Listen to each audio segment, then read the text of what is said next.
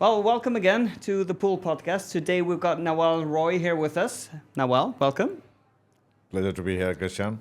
Great to have you here. The idea today is I would like my community to get to know you a little bit better. I know from the first time we met, we've been chatting quite a lot and we've got some common ideas and views. So if you don't mind to start with, I would like to get everybody else to get to know you. So if you don't mind telling a bit who you are and what you do. So first of all, it's my pleasure to be here and thank you for having me. I'm Nawal Roy, founder and CEO of Hallmusk. As we speak, today is the 10th anniversary of Hallmusk when I started in 2015. Congratulations. Thank you. And before that, I have worked in the world of finance for 18 years. So I'm trained as an economist, born Indian, went to US in 94, and since 94 till 2015, almost worked in the world of finance.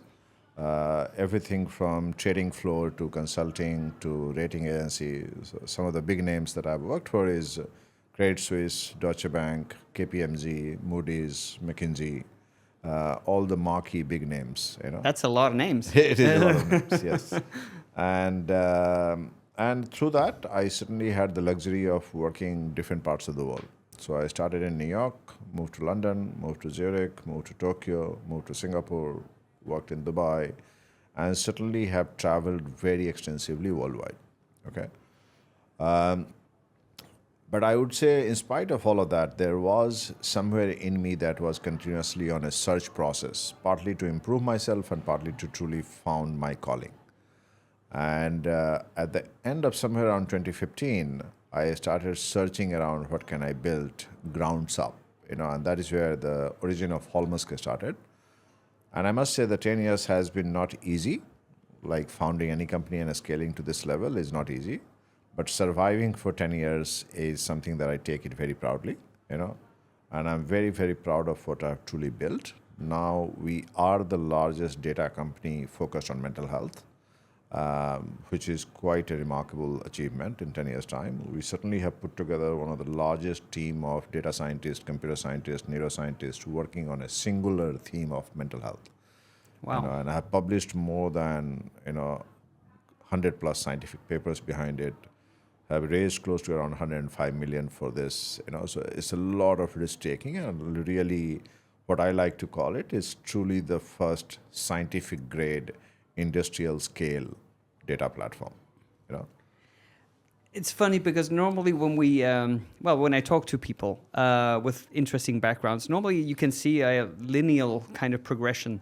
But here we jump from all the big names that you mentioned, and all of a sudden you found, what should we call it, health tech or med tech or company that is like, if you look at that story, it seems like out of the blue. So would you mind explaining a little bit where that comes from? Absolutely. I think, and that's a extremely interesting question that I get asked all the time, and I ask myself all the time. So first of all, Hallmusk doesn't do care delivery. In the sense, we don't look at patient directly. We look at purely from the data and the science perspective as to how both the care can improve. So it's a bit of a abstract thinking. So it's solving around the science problem. The reality is, when I was a student, I used to trade in Bombay Stock Exchange, and I used to trade with fingers and At lips. very young age. Very young age, at the age of 18. Yeah. I was born extremely poor, and this was my way of financing my education. So I was working full-time in the Bombay Stock Exchange as well as I was a full-time student, and that ran for 5 years. And I would say my very first apprenticeship to life and a professional world and really seeing the world of money and finance was born there. I truly tasted blood, and I'm not sure where my desire to study was very deep end. So I went to do PhD, dropped out PhD program in India, dropped out PhD program in US. But the attraction to finance, I think partly was driven from my being poor, but partly also I really thought that, or still think, the finance attracts some of the best talent, both the good ones and the bad ones. Okay. And it is truly one of the most sophisticated industry one can work in. Okay. The learning of finance in 18 years, there is a single product called Bloomberg.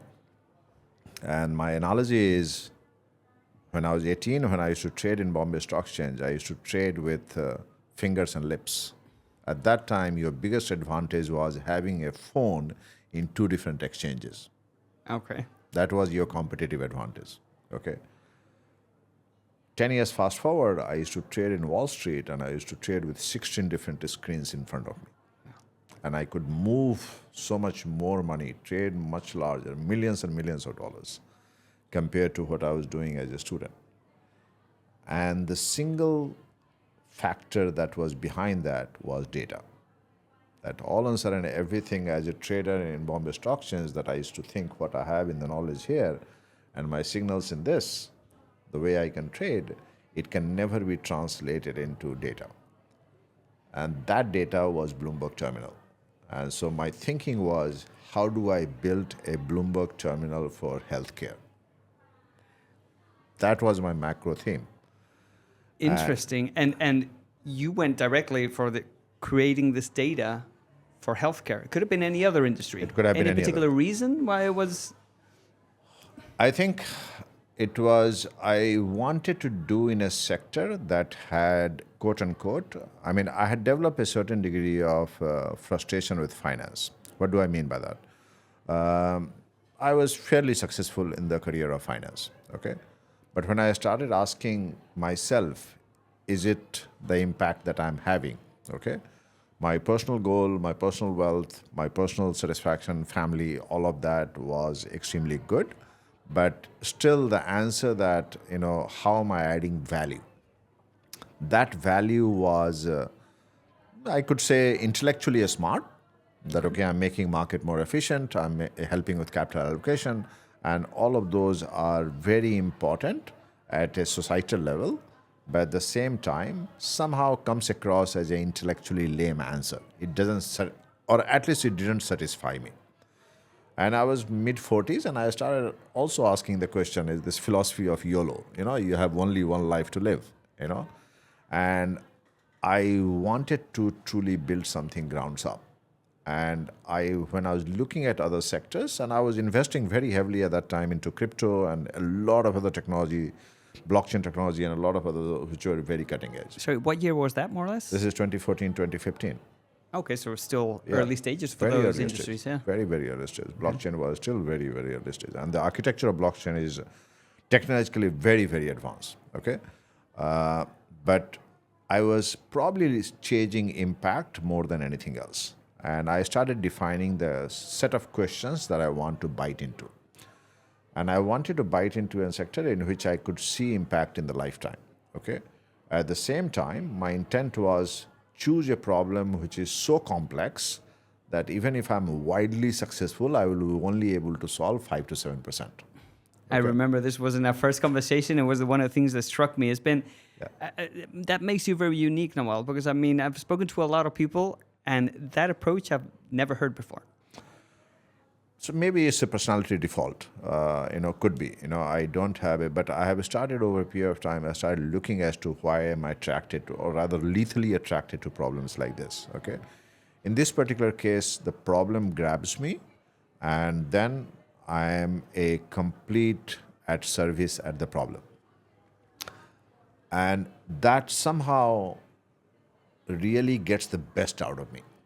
Okay, keeps me grounded, keeps me controlled, brings the team of people that it brings in, brings at the time of the investors that it brings in, and literally lets me focus and really do the things that it deserves. Okay, and there is always this intent that, okay, if I solve it, voila, the impact is phenomenal. Exactly. Okay? Talking about the lack of impact that you were mentioning before, there you got the complete opposite side of it. Yes, and hence, at that particular time, there were only 3 sectors was appealing to me: climate, education, and healthcare.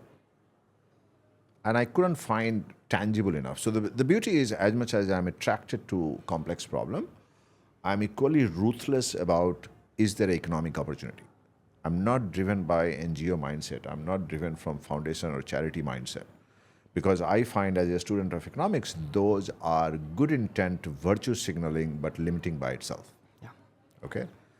I truly believe in the spirit of entrepreneurship and building a for-profit company because for-profit architecture is the only way you can have the best capital, best talent, and best scale. Okay, everything else doesn't transition very well. Okay, and hence I wanted to make sure, can I see however complex the problem is, I can see a solution here, or there is a probability of solution here. And if mentally I can figure out there is a probability of solution, then I want to bite into it. And you're in Marbella now. I'm in Marbella. Tell me a little bit how you distribute yourself geographically and how you spend your time. So I'm born Indian. My extended family is all in India. I personally think nothing beats, I'm at heart a New Yorker. So I spent pretty much, the headquarter of Hallmusk is also in New York, and that's where I spend most of my time. My wife and my daughter lives in London. And we do have a large business with NHS.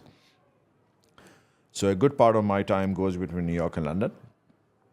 And 13 days, the rest of the month, I am on road all across, whether meeting with customers, meeting with new people, literally looking at everything else.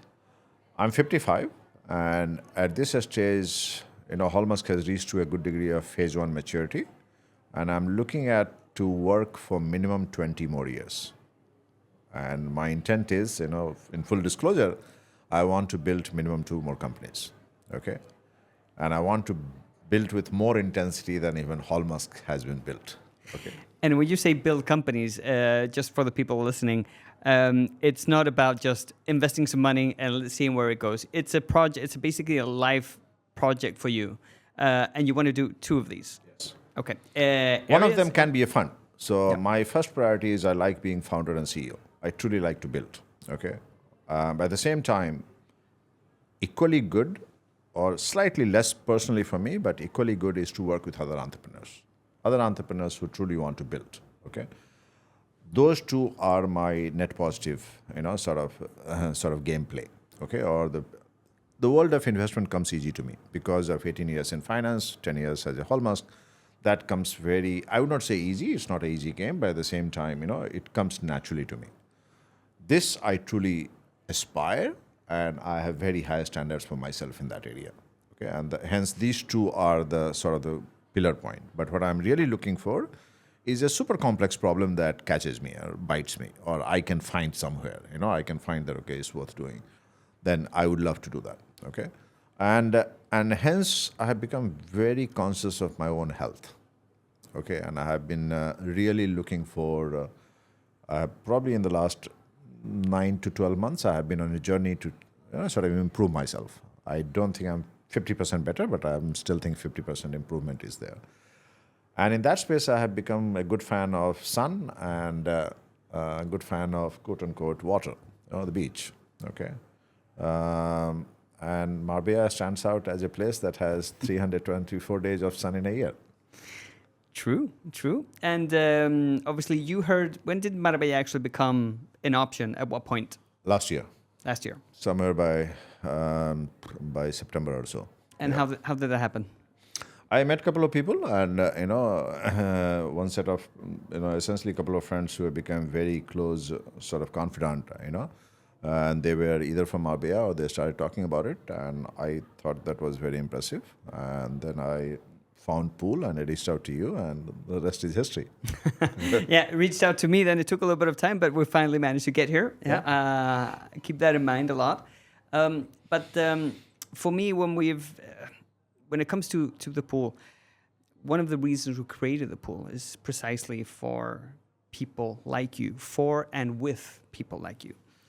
Then it always comes down to putting talent together and creating things. That's been our basis. That's where the name The Pool comes from, the pool of talent, and see what boils from there, right? Then I've always thinking, because with your skills background, you said that you're looking for a challenge, actually two challenges to inspire you. Which areas do tempt you a little bit more? Between the 2, founding the company, any day. That is my golden calling. And yes. In any industry in particular? No, I'm almost agnostic about it. But as of now, I have multiple ideas. But at the same time, I think the idea of anything that is future ready, which becomes, whether it is relevant today or not, it will become relevant tomorrow. That is something that is very important to me. What's your experience with Marbella so far? I have been- Expectations versus reality that you've found. So, expectation-wise, when I arrived here, I'm blown away by the sun, the water, and I would say also the quality of life. Okay, nothing super unique, but certainly very good. Okay, but you can find these pockets of quote-unquote good places in multiple different parts of the world. Okay. I think the reputation-wise, it's a good retirement luxury place, and that doesn't excite me. I want to be truly honest and blunt about it. I love that you are. Yeah, I always look for: are there enough people who is building something which are innovation-oriented and growth-oriented? Because real estate, retirement, golf, as good as they are for personal consumption, it doesn't add net value. Okay, and it truly doesn't excite the next generation. Okay, and I'm heavily biased towards what does truly excite the next generation, not because listen to me because I'm old, but ask yourself that it truly adds value, and from that side, till I found pool, it was disappointing. Okay. What did you find in the pool?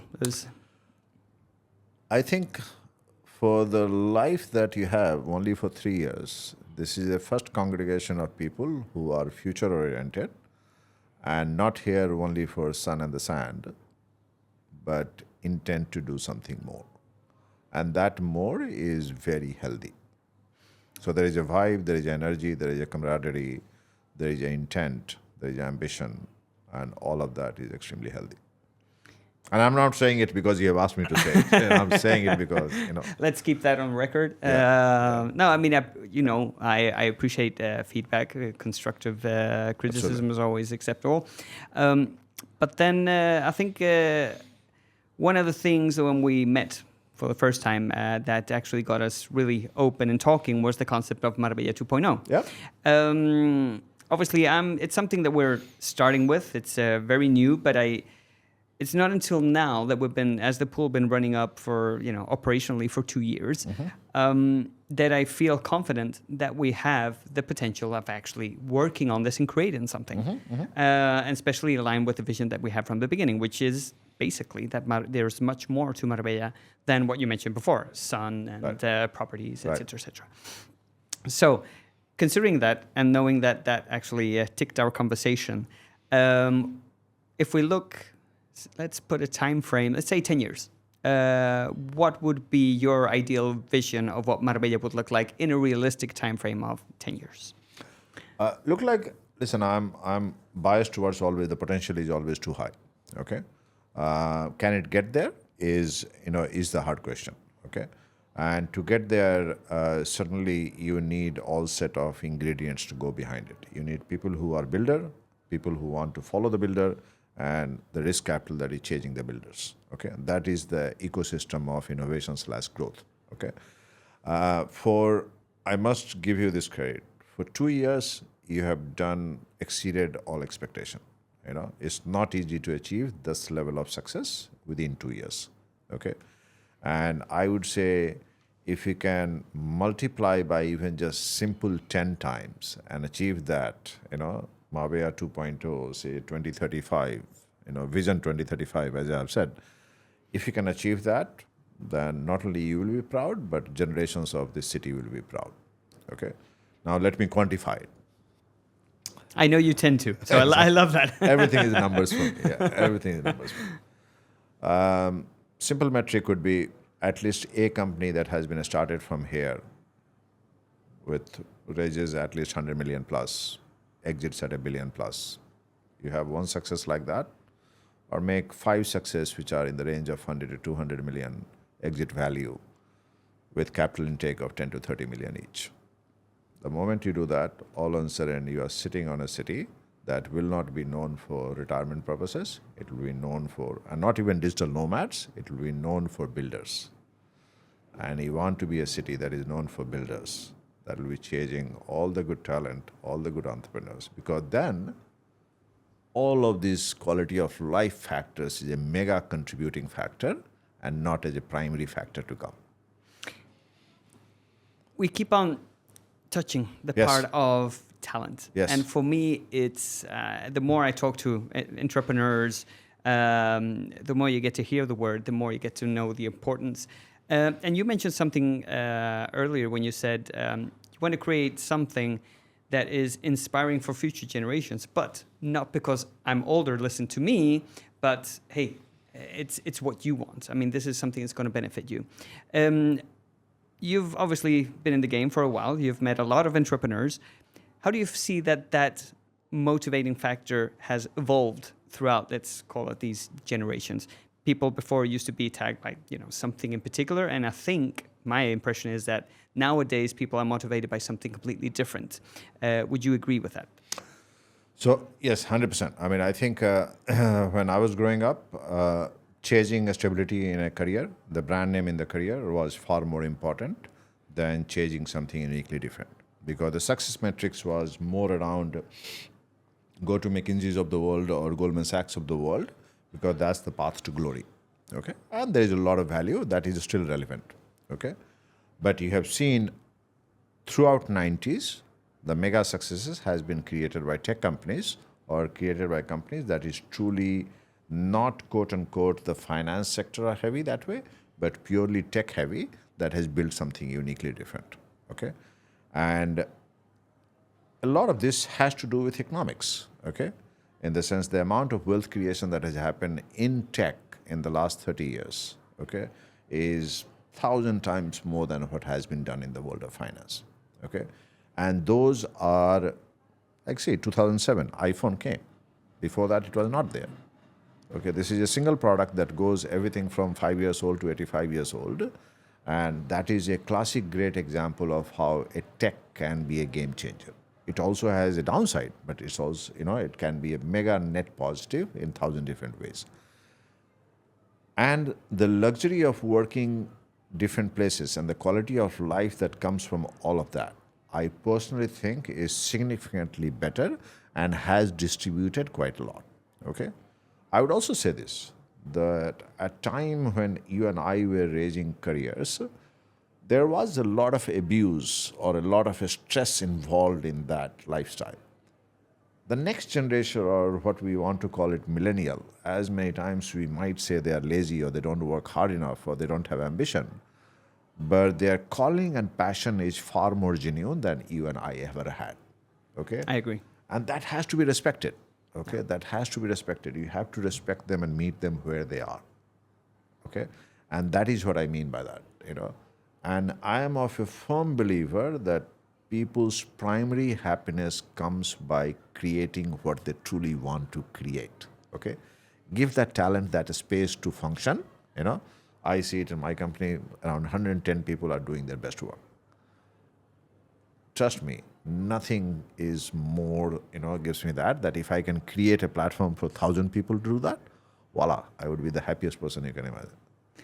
Now, well, I think personally, I feel that I could be talking like forever about here. different topics. Yeah. But there are two things that I would like to just highlight, and we'll wrap up with that. Sure. One of them is Hallmusk itself. Yes. I haven't jumped into that, but if you'd like to just explain briefly what Hallmusk does and where it stands right now. So Hallmusk, when it started, the whole idea was we started into the whole creating a Bloomberg terminal for whole healthcare, especially chronic disease. Very soon, I became very focused on mental health, okay, and went deep into mental health because there was not much done in that sector. So 2015, mental health was not sexy. Post-COVID, it has become very hot. But I could see that how much the science was missing, how much the data was missing, and the high-quality data was not there. So I went after that in a very focused fashion, okay? And it truly broke my back in terms of building the platform. I really thought that I will be able to build the technology and everything else within 2 years' time and maybe around $3 to $5 million and maybe around 3 to 5 data scientists. It took me close to 7 years, 70 plus data scientists, 50 to 70 plus $1 million to really build where it needs to be, okay? But my goal post was also get to around 8 to 10 million of patients profile, and that would be considered gold standard. Now I have 32 million patients. Okay, that is really, really phenomenal. Okay. You must have been accomplished some amazing data. Yeah, I mean, it is. doctors must be completely. Yeah, the sector hasn't. So there are fundamental structural challenge in the sector that I can talk about. But my whole intent was, how do I learn from each patient to make the next patient better? But in the process of making the data, this data can be used for infinite purposes. Literally everything from research to education to policy to what have you. Okay, and as you'll get to see, I'm very geeky about how I think everything in terms of data and number, because then it removes the opinion and then it gets you, to talk in a very objective fashion. You can get to a conclusion faster. Okay, in opinion, it's very hard to get to a conclusion. Okay, Especially nowadays, I think. Yeah, exactly. And hence, Hallmark, what it has managed to do is put together a scientific grade, industrial scale mental health data, which is neuropsychiatry. Okay. I would say at this stage, I would easily consider it as a phase 1 good maturity. Okay. Now, what can I do with it? I can easily, phase 2 can be, I can link it with neurodegeneration, so brain health. Okay, then it becomes literally gold standard. I can link it with other comorbidities. Like if you look at most mental health patients or a diabetes patient, they also have depression. So comorbidity is all around that. Okay. So linking to physical health or metabolic risk is second one. Okay. Number 3 is it's a foundational database to build a serious AI platform. So if someone wants to build a chat GPT for mental health, this is a perfect database to build that. Okay. Which would seem like a logical progression of what you already have. So that's Exactly. why you call it phase 1 maturity. Exactly. Exactly. Yeah. And take it as a bias of a founder and the CEO. Even if I remove that, I will say the intrinsic value of Hallmark is significantly, significantly high. And there is a lot that can be built on the back of it. And that's what gives me a lot of excitement and satisfaction. It's going to be an interesting next years for Hallmark then. Absolutely. Interesting. Absolutely. So I said there were 2 aspects that I felt that I hadn't jumped into Yeah. deep enough. And the other one will be maybe the extreme. This is the part that you're working on now, and Hallmark is up and running and all that. Let's go back to the origins. Obviously, I think it's probably you've been asked this 20 times, but I mean, considering that you come, as you said, from a very poor background, that you started trading when you were so incredibly young, how does it feel? I mean, that evolution, I mean, because, we see it as, from outside, see it as a nice story. But I mean, you lived it. Mm-hmm. You were there, you saw what happened, you felt it. Mm-hmm. How does that feel nowadays when you can actually, once in a while, whenever you have time, just look back at that and say, I managed to come from there to be where I am now, and I'm actually looking to impact the world, basically? One, it feels more privileged than anything else. While crossing this journey, there are infinite phases of pain, okay? Because I'm continuously unblocking myself to go to the next level, okay? But at the same time, at this stage, I would say it comes across more as a privilege. And I would also say, I don't want to be fatalistic, but it's also an extremely rare event, okay? It's an extremely low probability event. So why it has happened, I can't answer objectively. And I also, as much as I'm ambitious and aggressive about it, I can't take the full credit that, okay, I have done it on my own. There's a lot of positive contributing factor, people who have truly changed my life, okay, or people who have played a huge amount of, changing that life. And the single biggest sentiment that comes to me is, oh man, if I've done this, what can I truly achieve in the next 20 years? And that gives me a lot of excitement. Okay, this has happened, Let me see how far it can be taken off, okay? And can I truly set an example? Can I really get to a level that is almost unimaginable? So I'm on a different level of rebirthing process, as well as without coming across too ambitious and too aggressive about it, I do feel that, okay, I do have the privilege of getting somewhere, and there is something that is happening in my life that is extremely unique, you know. But net, I will say I feel very, very lucky and very privileged to get to do what I get to do, and the journey that I had to get to cover. And as you mentioned, it's there's always this debate, right? I mean, life is not a destination; life is the journey. I always like to add this thing is like it's neither or. At the end of the day, it's the company that you have throughout the journey. You mentioned that there's always people that have helped Always. you in that Always. moment. Looking at pure business, what kind of people would you be looking, or what values will be looking in these people that could be your next company to join creating this project of yours? What values are they looking for? What In characters? terms of the single biggest value is, do you know what it means to build? Okay. And building something, and building a hard problem, not solving for the heck of solving, but really, do you really get to mean what do you want to build? Okay, that's number one. Okay, do we align ourselves on this? Okay, and the intent behind that, as to why are you interested in this? You know, is it because there is an economic turnoff, or because there is a charity angle, or there is something else? Knowing that.